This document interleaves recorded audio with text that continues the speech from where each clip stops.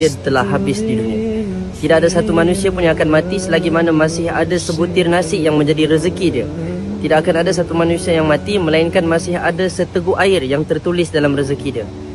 Dan benda ni buat kita fikir, walaupun dalam keadaan bank account kita yang kosong, kita menghadapi ujian kemiskinan, selagi mana kita masih bernafas di dunia ni, sebenarnya Allah masih bagi kita rezeki. Kita sedang hidup dalam rezeki Allah SWT.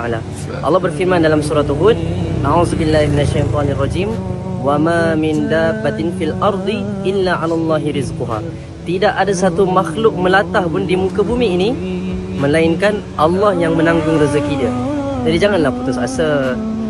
Dah hilang kerja, bank account kosong, tak ada duit.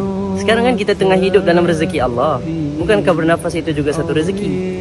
Bukankah tahajud itu juga satu rezeki? Bukankah solat di awal waktu itu juga satu rezeki?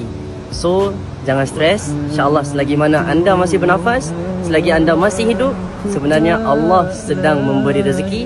Dan anda ni rupanya sedang berjalan menghabiskan sisa baki rezeki di muka bumi. So, jangan kata tak ada rezeki. Sebab orang yang tak ada rezeki, maksud dia apa? Maksud dia dah tak ada kat dunia ni. Sebab selagi dia berada di dunia, selagi itulah